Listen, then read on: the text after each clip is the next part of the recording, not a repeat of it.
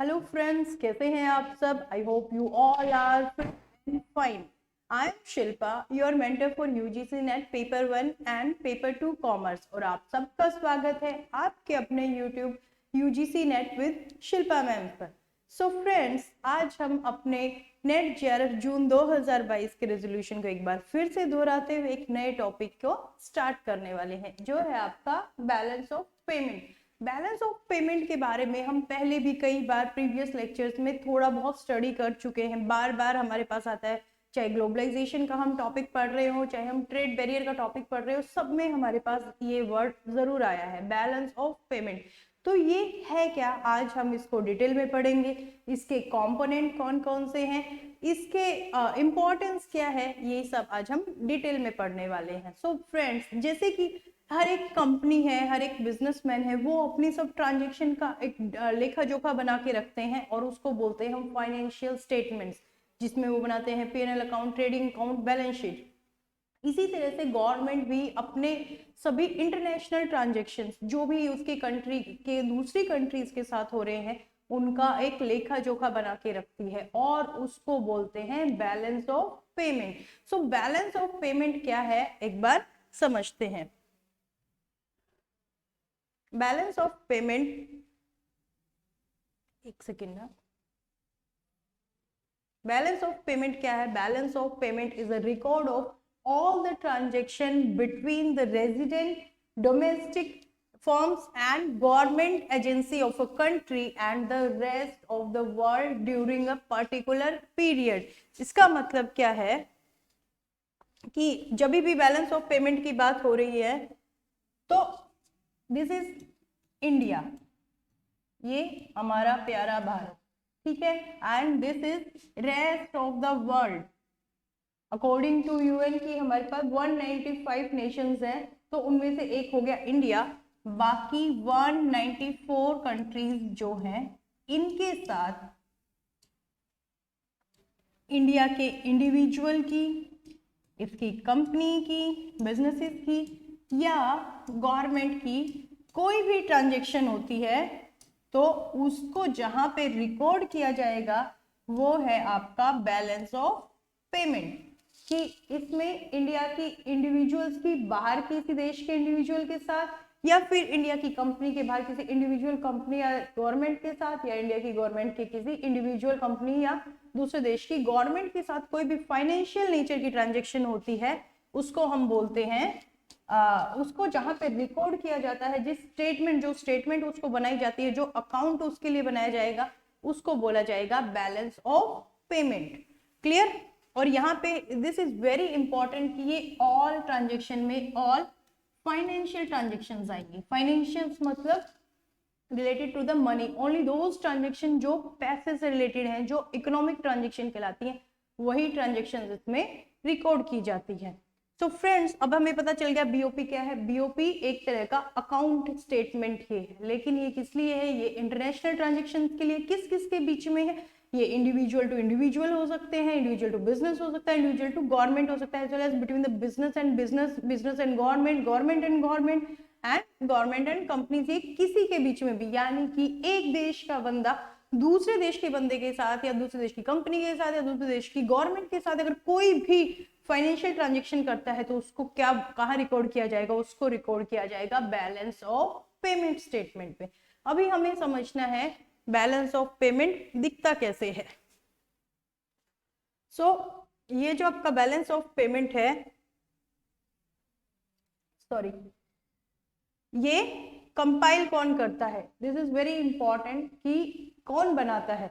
अभी ये गवर्नमेंट की ड्यूटी है, गवर्नमेंट के बिहाफ पे ये काम करता है आपका RBI. So RBI compile the balance of payment data.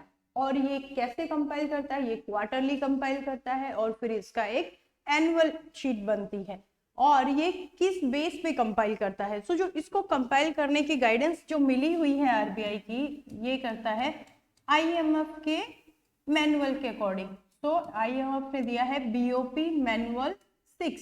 So currently RBI IMF के बीओपी मैनुअल 6 के अकॉर्डिंग इन स्टेटमेंट्स को प्रिपेयर करता है। किसके लिए? इंडिया के लिए। Coming to the next part, आपका बैलेंस ऑफ पेमेंट दिखता कैसे है? So your balance of payment looks like this.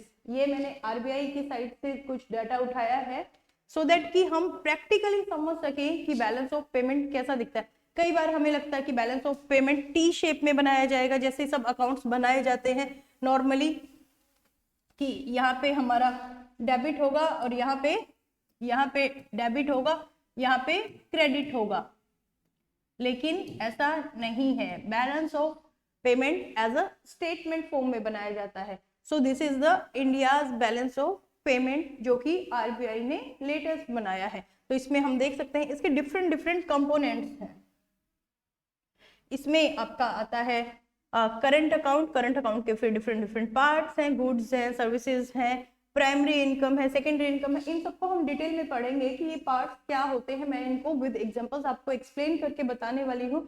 सो आप सिर्फ एक बार इसको देख लीजिए कि बीओपी दिखता कैसा है। फिर आपका आता है इसमें कैपिटल अकाउंट आता है, जिसमें आपके उसमें फिर आपका कैपिटल अकाउंट के भी डिफरेंट डिफरेंट पार्ट्स हैं। फिर आपका आता है चेंजेस इन रिजर्व, जिसमें, और फिर लास्ट आपका आता है एरर्स एंड ओमिशन। सो इन सबको मिला के आपका बनता है बैलेंस ऑफ पेमेंट का statement. So this is basically एक systematic record of all the international transaction between entities of one nation with the other nation. Okay, अब हम देखने वाले हैं what are the components of this balance of payment. So basically there are three components.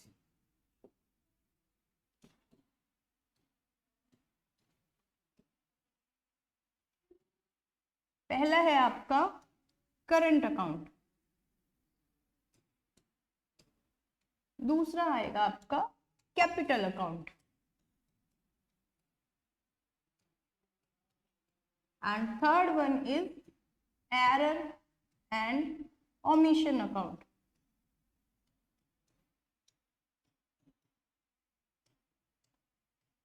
तो ये तीन part से मिलके बनता है आपका बैलेंस ऑफ पेमेंट। अभी हम एक बार समझ लेते हैं करंट अकाउंट क्या होता है। करंट अकाउंट क्या दिखाता है? करंट अकाउंट एक साल के अंदर या एक स्पेसिफिक क्वार्टर के अंदर एक नेशन से दूसरे नेशन के बीच में जितनी भी ऐसी ट्रांजेक्शन्स हुई हैं जो एसेट्स और लायबिलिटीज को अफेक्ट नहीं करती, यानी कि वो दिखाती हैं आपके सिर्फ प्रॉफिट और लॉस साइड को। वो दिखाएंगी एक देश में एक स्पेसिफिक पीरियड के ड्यूरिंग कितना आउटपुट हुआ है, एक देश में एक स्पेसिफिक पीरियड के ड्यूरिंग वो दिखाती है एम्प्लॉयमेंट लेवल को।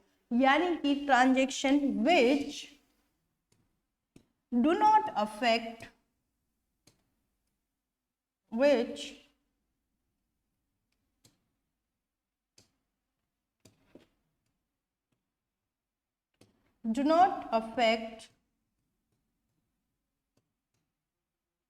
एसेट्स एंड लायबिलिटी साइड, उनको हम बोलेंगे आपकी करंट अकाउंट से रिलेटेड ट्रांजेक्शन। तो इसका सिमिलर क्या बना कैपिटल अकाउंट? वो ट्रांजेक्शन जो आपकी एसेट्स और लायबिलिटी साइड को अफेक्ट करती हैं। So which are related to assets and liability side. और अगर कुछ डिफरेंस रहता है छोटा मोटा एरर वगैरह का, तो उसको बोला जाता है आपका एरर एंड ओमिशन अकाउंट में इसको एडजस्ट किया जाता है। फिर इसके डिफरेंट डिफरेंट कंपोनेंट्स आते हैं। हमने तीन कंपोनेंट पढ़े बीओपी के। अभी उन तीन कंपोनेंट के अंदर क्या क्या इंक्लूड होता है, तो सबसे पहले हमने देखा करंट अकाउंट। करंट अकाउंट में कौन सी ट्रांजेक्शन आ रही है? वो ट्रांजेक्शन जो एसेट्स और लायबिलिटी साइड को अफेक्ट नहीं कर रही। तो उसके सब पार्ट कौन कौन से हम देखेंगे अभी। विजिबल ट्रेड्स, विजिबल ट्रेड में क्या आएगा? ट्रेड ऑफ मर्केंडाइज या फिर हम बोलेंगे गुड्स। तो एक स्पेसिफिक पीरियड के ड्यूरिंग एक देश का दूसरे देशों के साथ गुड्स में कितना व्यापार हो रहा है, कितना इनकमिंग है, कितना आउटगोइंग है, कितना इनफ्लो है, कितना आउटफ्लो है, वो सब वहां पे रिकॉर्ड होगा, आपका विजिबल ट्रेड के अंडर आता है। तो विजिबल ट्रेड में क्या आएंगे हमारे? Import and export of goods, import and export of goods. Goods मतलब विजिबल थिंग्स, जैसे कि हमारा क्रूड ऑयल है जो हम बाहर से मंगाते हैं, हम गोल्ड को बाहर से मंगाते हैं, हम प्लांट के लिए मशीनरीज को बाहर से मंगाते हैं, हम अपने डेली कंजम्पशन के कुछ प्रोडक्ट्स हैं जो हम दूसरी कंट्रीज से इंपोर्ट करते हैं, इसी तरह से हम अपने देश की चीज़ों को बाहर बेचते हैं। सो इट मीन्स कि जो पूरा व्यापार जो थिंग्स में हो रहा है, प्रोडक्ट्स का हो रहा है, उसको रिकॉर्ड किया जाएगा यहाँ पे विजिबल ट्रेड के अंदर। सो बैलेंस ऑफ ट्रेड एक बहुत इंपॉर्टेंट टर्म है जो अक्सर क्वेश्चन पेपर में हमें देखने को मिल जाती है। So friends, make it note और मेक लाइक मैं कहूँगी इसको आप हेडलाइन देके और इसको इस लाइन को अंडरलाइन कर लीजिए, इस पॉइंट को। दिस इज वेरी इंपॉर्टेंट, छोटा सा पॉइंट है लेकिन कई बार यहाँ पे वो कंफ्यूज कर देते हैं। So this is the difference between exports of goods and import of goods. Export आपको पता है जितना सामान हम अपने देश से बाहर भेज रहे हैं, इंपोर्ट मतलब जितना सामान हम बाहर के देशों से अपने देश में मंगवा रहे हैं। उन दोनों का जो डिफरेंस है उसको बोला जाएगा आपका balance of trade. So India के कंटेक्स्ट में अगर हम बात करते हैं तो मोस्टली इट इज डेफिसिट। तो ये डेफिसिट भी हो सकता है और ये सरप्लस में भी हो सकता है। तो अब मैं आपको ये दोनों टर्म बताने वाली हूँ कि सरप्लस क्या है और डेफिसिट क्या है। सरप्लस मतलब जब हमारे एक्सपोर्ट ज्यादा है एंड इंपोर्ट कम है, and deficit is when exports are more as compare to the import, की हम ज्यादा exports are less as compare to the import, मतलब हम इंपोर्ट ज्यादा कर रहे हैं, एक्सपोर्ट लेस कर रहे हैं, इसका मतलब हमें पेमेंट ज्यादा करने हैं, हमारे पास इनकम कम हो रही है, तो हमारा बैलेंस ऑफ ट्रेड जाएगा डेफिसिट में। सो फ्रेंड्स, आई होप ये आपको क्लियर हो गया होगा बैलेंस ऑफ ट्रेड क्या है, because this is very important to know कि बैलेंस ऑफ ट्रेड में क्या इंक्लूड होता है। सो बैलेंस ऑफ ट्रेड में सिर्फ और सिर्फ विजिबल गुड्स इंक्लूड होते हैं, फिजिकल गुड्स, मर्केंडाइज जिनको हम बोलते हैं, वो आपका पार्ट बनता है बैलेंस ऑफ ट्रेड का। बैलेंस ऑफ ट्रेड के डेफिसिट और सरप्लस को अब आप समझ गए होंगे। डेफिसिट मतलब जब हमारे एक्सपोर्ट कम होते हैं और इंपोर्ट ज्यादा होते हैं, इसी का उल्टा सरप्लस जब हमारे एक्सपोर्ट ज्यादा होते हैं और इंपोर्ट कम होते हैं। तो ये तीन टर्म समझनी बहुत जरूरी है। बैलेंस ऑफ ट्रेड क्या है, बैलेंस ऑफ ट्रेड में सरप्लस बैलेंस क्या दिखाता है, बैलेंस ऑफ ट्रेड का डेफिसिट बैलेंस क्या दिखाता है। सेकेंड पार्ट पे अगर हम आए, second part is invisible trade. First part आपका करंट अकाउंट का हिस्सा है visible trade, second is invisible trade. So अगर मैं यहाँ पे लिखूं करंट अकाउंट, इसके दो पार्ट हैं, visible trade and invisible trade. Invisible trade, visible trade आप समझ गए, import and export of, export और इंपोर्ट ऑफ गुड्स। और इनविजिबल ट्रेड, इनविजिबल ट्रेड में आपकी तीन थिंग्स इंक्लूड है। कौन कौन सी तीन चीजें इंक्लूड है? पहला है आपका सर्विसेज, अभी हमने पढ़ा विजिबल, अभी सर्विसेज। सर्विसेज क्या है? आपके इनविजिबल प्रोडक्ट्स हैं। सर्विसेज में मेन आपका क्या आता है? बैंकिंग की सर्विस आती है, आपकी ट्रांसपोर्टेशन की सर्विस आती है और इंश्योरेंस की सर्विस आती है। इसके साथ आजकल कंसल्टेंसी सर्विस भी काफी पॉपुलर है, जो हम दूसरे देशों को प्रोवाइड करते हैं और दूसरे देशों से हायर करते हैं। सो सर्विसेज का इंपोर्ट और एक्सपोर्ट के बैलेंस को बोला जाता है बैलेंस ऑफ सर्विसेज। तो इंडिया के कॉन्टेक्स्ट में अगर हम बात करें तो ये आपका बैलेंस ऑफ सर्विस आपका पॉजिटिव में है। Balance of service is in your positive side, कि हम बाहर के दूसरे देशों को अपनी सर्विसेज ज्यादा दे रहे हैं और दूसरे देशों से सर्विसेज इंपोर्ट कम कर रहे हैं। सो this is very positive point for the India. दूसरा है आपका फैक्टर इनकम। फर्स्ट आपका आया सर्विसेज, दूसरा है फैक्टर इनकम। फैक्टर कौन कौन से हैं? हमारे प्रोडक्शन के 4 फैक्टर हैं, land, labour, capital and entrepreneurship. So उन फैक्टर्स को जब पेमेंट की जाती है इंटरनेशनल मार्केट में, उसको काउंट किया जाएगा यहाँ पे फैक्टर इनकम के अंदर। सपोज लैंड को पेमेंट की जाएगी रेंट के रूप में, लेबर को पेमेंट की जाएगी वेजेस के रूप में, कैपिटल पे हमें दिया जाएगा इंटरेस्ट और एंटरप्रेन्योरशिप लेंगे प्रॉफिट को। तो जब हम ये पेमेंट इंटरनेशनल मार्केट में करते हैं या फिर दूसरे देशों को हम ये अपने लैंड, लेबर, कैपिटल, एंटरप्रेन्योरशिप को प्रोवाइड करके उनसे रिसीव करते हैं, तो इसको काउंट किया जाएगा under your factor income. So factor income आपका दिखाता है कि आपका incoming and outgoing of factor income, मतलब इन फैक्टर्स पे कितना पैसा बाहर दूसरे देशों पे गया है एक टाइम पीरियड के, और कितना पैसा दूसरे देशों से हमें रिसीव हुआ है। Next is your unilateral transfer. Unilateral, uni मतलब सिंगल, लेटरल मतलब इफेक्ट, मतलब ऐसा ट्रांसफर जिसका एक ही साइड इफेक्ट है, मतलब इसमें दो साइड एक्सचेंज नहीं हो रहा है, यहाँ तो यहाँ पे आउटगोइंग है या फिर यहाँ पे इनकमिंग है। इसमें क्या क्या आता है हमारा, अगर हम किसी दूसरे देश में कोई डोनेशन देते हैं, या फिर कोई बंदा, इंडिया का बंदा अमेरिका में रहता है, कनाडा में रहता है, और वो अपनी फैमिली को यहाँ पे इंडिया में कुछ रेमिटेंस भेजता है, कुछ पैसा भेजता है, या फिर कोई पर्सन है उसने फॉरेन में सर्विस की है और इंडिया का रेजिडेंट है वो बंदा, और वो बाद में रिटायरमेंट के बाद इंडिया में आके सेटल हो गया है, तो उसको फॉरेन से जो पेंशन रिसीव होगी उसको भी हम लोग काउंट करेंगे यूनिलेटरल ट्रांसफर। या फिर हमारा कोई एनआरआई रिश्तेदार है जिससे हमें गिफ्ट्स मिलते हैं, बहुत अच्छा लग रहा है ना सुन के, एनआरआई रिश्तेदार से हमें गिफ्ट मिल रहे, जी हाँ, उस गिफ्ट को भी हम कंसिडर करेंगे यूनिलेटरल ट्रांसफर में, वो भी आपके बीओपी का हिस्सा बनेगा। So very nice to hear that ना। फिर आता है current account balance. Current account के बैलेंस को कैलकुलेट कैसे किया जाएगा, हमने देखा करंट अकाउंट के दो पार्ट है, visible trade and invisible trade.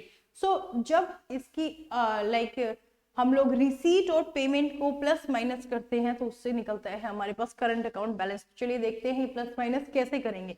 यहाँ पे क्या आएगा आपका, यहाँ पे आएगा हमारा नेट एक्सपोर्ट और इंपोर्ट का जो बैलेंस है, यानी कि एक्सपोर्ट और इंपोर्ट किसके, of goods as well as services. यहाँ पे हम दोनों ने प्लस कर लिया है और उसका कैलकुलेशन करते हैं। फिर ये आता है आपका नेट फैक्टर इनकम अब्रोड, यानी कि नेट इनकम मतलब हमने जितनी पेमेंट की है और हमें जितनी बाहर से रिसीव हुई है उसका नेट करके जो बैलेंस यहाँ पे आएगा, plus net current transfer. Current transfer कौन से, नेट यूनिलेटरल पेमेंट की हम बात कर रहे हैं कि इंडिया से बाहर कितने गए हैं, इंडिया में रिसीव कितने हुए हैं, उनका जो नेट बैलेंस है वो यहाँ पे हम प्लस करते हैं। सो इन तीनों को जोड़ के हमारे पास आता है current account balance. So this is very important, current account balance, export minus import, यानी कि नेट एक्सपोर्ट और net import of goods and services की जो अमाउंट यहाँ पे आएगी हमारे पास, plus net factor income, plus net one side और यूनिलेटरल पेमेंट यहाँ पे हम इंक्लूड करते हैं। सो फ्रेंड्स, आई होप ये आपको क्लियर हो गया होगा। नेक्स्ट दूसरा पार्ट आता है बीओपी का, कैपिटल अकाउंट। कैपिटल अकाउंट क्या है, कैपिटल अकाउंट में वो ट्रांजेक्शन्स आएंगी जो अफेक्ट करेंगी आपके एसेट्स एंड लायबिलिटी साइड को। ये दिखाएंगे कि एक देश में एक फाइनेंशियल पीरियड के ड्यूरिंग उनकी फाइनेंशियल पोजीशन में कितना चेंज हुआ है विद द इंटरनेशनल ट्रांजेक्शन। जब हम बैलेंस शीट बनाते हैं तो बैलेंस शीट क्या दिखाती है कि over a period of time आपकी फाइनेंशियल पोजीशन यहाँ से यहाँ चेंज हुई है, वो होता है हमारा डोमेस्टिक कंटेक्स्ट में। और जब हम इंटरनेशनल लेवल पे बात करते हैं, जब हम पूरी इकोनॉमी की बात करते हैं, पूरे वर्ल्ड की ट्रांजेक्शन्स की बात करते हैं, वो ट्रांजेक्शन को हम इंक्लूड करेंगे आपके कैपिटल अकाउंट में। तो कैपिटल अकाउंट अगर हम सीधी सी भाषा में समझे तो it's similar to your balance sheet, कि जहाँ पे वो ट्रांजेक्शन आएंगे जो आपकी एसेट्स और लायबिलिटीज को अफेक्ट करती है। तो फ्रेंड्स समझते हैं इसमें क्या क्या इंक्लूड होता है, इसका क्या मीनिंग है। So it shows all the inflows and outflows of capital. Inflows मतलब बाहर के देशों से हमारे पास कितनी कैपिटल आई है in the term of investment, in the term of loan, in the term of external borrowings, जो भी कैपिटल हमारे पास इनफ्लो हुई है। आउटफ्लो, हमने किसी को लोन दिया है, हमने किसी को बाहर किसी कंट्री में इन्वेस्ट किया है, वो सब चीजें आउटफ्लो होंगी। So this shows the inflows and outflows of capital. It represents international flow of loans and investment which cause a change in the country's foreign asset and liability. अभी हमने बात किया कि कैपिटल का मतलब क्या है, एसेट्स एंड लायबिलिटीज से related. So capital account flows consist of your foreign investment, foreign loans, commercial borrowings, banking capital, etc. तो इसके पार्ट कौन कौन से हैं? इसके 3 पार्ट हैं। तो first part is your loan to and borrowings from abroad, यानी कि इसमें आपके आते हैं government as well as private sector borrowings. So इसमें दोनों ही आएंगे, आपकी government as well as private sector. अगर गवर्नमेंट किसी दूसरे देश की गवर्नमेंट से या वहां की किसी कंपनी से कोई लोन ले रही है तो वो होगा आपका that will belongs to your capital account. In the similar way यहाँ पे private sector lendings and borrowing, आपने किसी को लैंड भी किया है तो वो आपका बनेगा पार्ट आपके कैपिटल अकाउंट का। फिर आपका आता है investment to and from abroad. इसमें पहला हमने पढ़ा, हमने वहां से कहीं से लोन लिया है या फिर दिया है। दूसरा पार्ट आता है हमने किसी दूसरे देश में इन्वेस्ट किया है in the term of FDI, foreign institutional investor, as a foreign portfolio investor. इस सब के बारे में हम प्रीवियस लेक्चर में पढ़ चुके हैं, जिसका लिंक आज मैं आपको इस वीडियो के डिस्क्रिप्शन बॉक्स में प्रोवाइड कर दूंगी, और तो आप इन तीनों टर्म्स के बारे में डिटेल में उस वीडियो से स्टडी कर सकते हैं। सो कंटिन्यूइंग विद इट, आप कहीं पे इन्वेस्ट करते हैं या फिर बाहर किसी दूसरे देश से कोई इंडिविजुअल, कोई बिजनेस एंटिटी या फिर गवर्नमेंट हमारे देश में इन्वेस्ट कर रही है, तो वो पार्ट बनेगा आपके second part of capital account, investment to and from abroad का। Third thing is change in foreign exchange reserve. Foreign exchange reserve क्या होते हैं? Foreign exchange reserve are the government asset which are maintained by the RBI. क्यों? for the equilibrium or for controlling exchange rate and equilibrium in the BOP if it is not yet equilibrium। यानी कि foreign exchange reserves ये government की assets हैं जो कि RBI maintain करता है, ठीक है। सो उसमें जो चेंजेस आएंगे वो बनेगा आपका कैपिटल अकाउंट का पार्ट। थर्ड, एक बहुत इंपॉर्टेंट चीज यहाँ पे मेंशन करनी जरूरी है, आपके करंट अकाउंट और कैपिटल अकाउंट को हम समझ चुके हैं। सो करंट अकाउंट क्या शो करेगा? करंट अकाउंट शो करेगा एक देश में एम्प्लॉयमेंट लेवल क्या है, एक देश की रियल इनकम को शो करता है, एक देश की बाहर की कंट्रीज के साथ ट्रेड की क्या पोजीशन है उसको क्या कौन शो करेगा? आपका करंट अकाउंट शो करेगा। और कैपिटल अकाउंट आपका क्या शो करता है? कैपिटल अकाउंट हमें शो करता है कि हमारे देश के दूसरे देश के साथ कैसी इन्वेस्टमेंट है, हमने कितने लोन्स लिए हैं, हमारी एसेट्स क्या है, हमारी लाइबिलिटीज क्या है, ये सब चीजें हमें कैपिटल अकाउंट से पता चलती है। सो फ्रेंड्स, अगर यहाँ पे हमारा करंट अकाउंट डेफिसिट में है या करंट अकाउंट सरप्लस में है तो उसको एडजस्ट किया जाता है आपके कैपिटल अकाउंट से, यानी कि उसका surplus as well as deficit is absorbed by the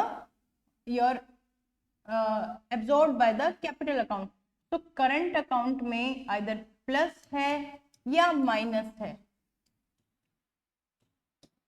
वो कहाँ पे एडजस्ट हो जाएगा? वो जाके एडजस्ट हो जाएगा आपके कैपिटल अकाउंट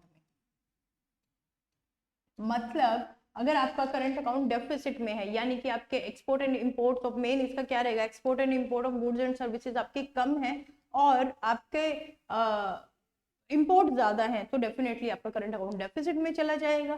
तो गवर्नमेंट क्या करेगी? उसको करंट अकाउंट को इक्विलिब्रियम पे लाने के लिए, उस डेफिसिट को भरने के लिए वो बाहर की कंट्री से, बाहर की गवर्नमेंट से लोन उठाती है और अपने करंट अकाउंट को इक्विलिब्रियम में लाती है।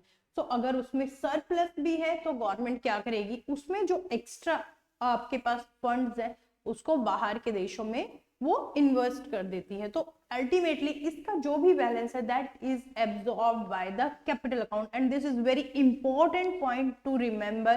Current account surplus as well as deficit is absorbed by the capital account. Next आपका आता है एरर एंड ओमिशन अकाउंट। इसमें कुछ नहीं है ज्यादा कि अगर कोई गलती है और कुछ डिफरेंस है, मतलब कुछ पॉइंट्स में डिफरेंस है, तो उसको इस अकाउंट से एडजस्ट कर लिया जाएगा।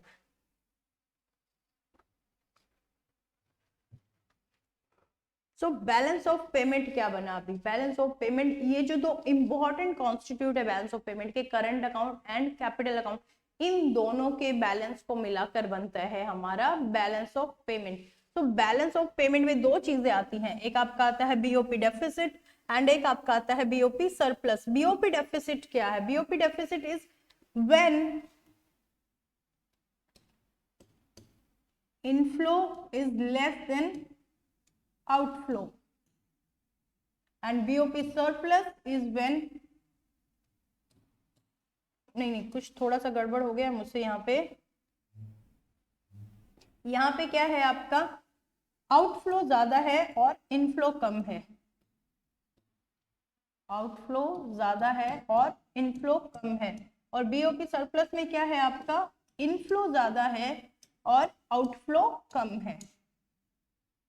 इनफ्लो और आउटफ्लो हमने समझा है अभी क्या होता है। इनफ्लो मतलब जब हमारे देश में कुछ चीज आती, कोई चाहे वो कैपिटल है, चाहे वो इनकम है, चाहे इन्वेस्टमेंट है, जो चीज हमारे देश में आ रही है उसको हम बोलेंगे inflow in the term of finance. और जो हमारे देश से बाहर जा रही है वो है हमारे लिए आउटफ्लो।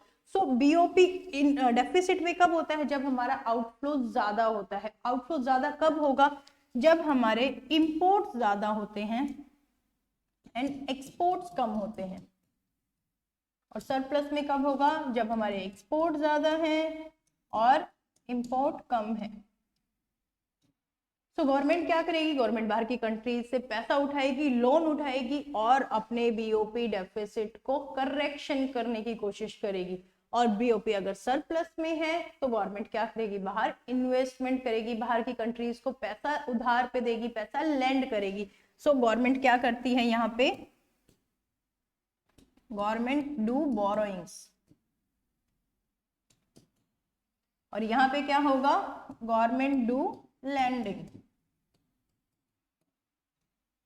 और इन्वेस्टमेंट। क्या होता है ना, जब आपका बीओपी डेफिसिट में होता है तो जरूरी नहीं है कि हमेशा आप नुकसान में ही होते हो। इट्स नॉट नेसेसरी कि अगर बीओपी डेफिसिट में, it's very disadvantageous, it can be advantageous too. कैसे? क्योंकि कई बार इकोनॉमिक्स के लिए जरूरी हो जाता है कि पैसे को कमाने के लिए उन्हें पैसा खर्चना पड़ता है। सो इन द शॉर्ट टर्म में क्या होगा? It fuels economic growth. It fuels economic growth. क्योंकि जब आप पैसा कमाने के लिए पैसा खर्चते हैं ना, तो वो नुकसान नहीं है, एक तरह से आपकी स्ट्रेटेजी का एक पार्ट है, आपकी इन्वेस्टमेंट का एक पार्ट है। तो अल्टीमेटली जब आप पैसा कमाने के लिए पैसा खर्चोगे, जब उसका रिटर्न आएगा तो डेफिनेटली आपका बीओपी एक फेवरेबल पोजीशन में होगा। इसी तरह से अगर आपका बीओपी सरप्लस में है तो in the short term it support the economic growth. क्यों? क्योंकि आपके पास एबुडेंस में पैसा है, आप कहीं पे भी उसको यूटिलाइज कर सकते हैं, आप बाहर के देशों को उसको लैंड कर सकते हैं, आप अपने कंट्री को बेहतरीन बनाने के लिए वहां पे स्पेंडिंग कर सकते हैं, आप अपने इंफ्रास्ट्रक्चर को बेहतरीन बना सकते हैं। सो अल्टीमेटली अगर आपका सरप्लस में है तो भी शॉर्ट टर्म में आपकी इकोनॉमिक ग्रोथ को सपोर्ट करता है। तो इन दोनों पॉइंट को हम एक बार फिर से देखेंगे। अगर आपका बीओपी डेफिसिट में है तो भी आप शॉर्ट टाइम में एक्सपेक्ट कर सकते हैं कि आपकी इकोनॉमी ग्रो कर रही है, और एज वेल एज सरप्लस में है तो भी आपकी इकोनॉमी की ग्रोथ को वो सपोर्ट करता है। लेकिन जब हम लॉन्ग टर्म की बात करेंगे तो आपकी इकोनॉमी एक डेट ट्रैप में आ जाएगी। Debt trap is a very interesting term. Debt trap क्या है? जब आप लोन को चुकाने के लिए और लोन उठाते हैं, फिर उनको चुकाने के लिए और लोन उठाते हैं, आप अपने डोमेस्टिक एक्सपेंसेस को पूरा करने के लिए बाहर के देशों से लोन पे लोन लेते जाते हैं, और अल्टीमेटली आपकी इकोनॉमी कर्जे में डूब जाती है। जैसे कि हिंदी पिक्चर्स में दिखाते थे ना, साहूकार से लोन लिया फिर वो कभी पूरा ही नहीं होता था। इन द सिमिलर वे हम एक्सपेक्ट कर रहे हैं कि यहाँ पे भी अगर एक इकोनॉमी कॉन्सिस्टेंटली बीओपी डेफिसिट में जा रही है और वो एक्सटर्नल बोरोइंग्स कर रही है तो it will be in debt trap in a long time. यहाँ पे क्या हो रहा है? लॉन्ग टर्म में सरप्लस भी अच्छा नहीं है। अगर बहुत लंबे टाइम तक इकोनॉमी सरप्लस में है तो ये क्या बन जाएगी? एक एक्सपोर्ट ड्रिवन इकोनॉमी बन जाएगी। एक्सपोर्ट ड्रिवन इकोनॉमी का क्या मतलब है कि the growth of the economy will Holi depend on the export. कि अगर आपका बीओपी सरप्लस में है और आप कॉन्टिन्यूसली सरप्लस में ही चल रहे हैं और आप उसके ऊपर डिपेंड हो गए हैं, तो लॉन्ग टर्म में क्या होगा? आपकी इकोनॉमी एक सिंगल हैंडेडली एक्सपोर्ट पे डिपेंड हो जाएगी। और अगर कहीं ना कहीं आपके एक्सपोर्ट इफेक्ट होते हैं इन द फ्यूचर टाइम, कोई पॉलिटिकल इकोनॉमिकल किसी भी वर्ल्ड में कोई भी हैपनिंग होती है, तो कहीं ना कहीं आपकी इकोनॉमी बहुत बड़े लॉस में चले जाएगी। क्यों? क्योंकि इस इकोनॉमी को अभी हैबिट हो गई है, क्योंकि उसकी बीओपी हमेशा सरप्लस में रहा है, तो वो अपने एक्सपोर्ट पे बहुत ज्यादा डिपेंड है। So it was all about the BOP deficit and surplus. अभी हम पढ़ेंगे इंपॉर्टेंस क्या है बीओपी की। सो इंडिया जैसे कंट्री, डेवलपिंग कंट्री में किसी भी कंट्री के लिए, वेदर इट इज डेवलपिंग और developed country, BOP is very important. तो फर्स्ट ऑफ ऑल बीओपी हमने पढ़ा। बीओपी क्या है? बीओपी आपके इंटरनेशनल ट्रांजेक्शन का लेखा जोखा है। तो first importance is it monitors all international transaction. BOP के अंडर आपने सारे रिकॉर्ड बनाया है। It is a systematic record of all the international transaction of a nation with other rest of the world और अदर नेशन। तो यहाँ से आप एनालाइज कर सकते हैं आपके इंटरनेशनल ट्रांजेक्शन को। आप देख सकते हैं किस देश के साथ, किस इकोनॉमी के साथ आपके ट्रेड रिलेशन ज्यादा स्ट्रॉन्ग है, किस कहाँ पे आपको और ज्यादा एफर्ट्स डालने की जरूरत है, कहाँ से आपको ज्यादा प्रॉफिट आ रहा है, कहाँ पे आपके पास फ्यूचर प्रोस्पेक्टिव्स अवेलेबल हैं। सो ये सब आप वहां से मॉनिटर कर सकते हैं।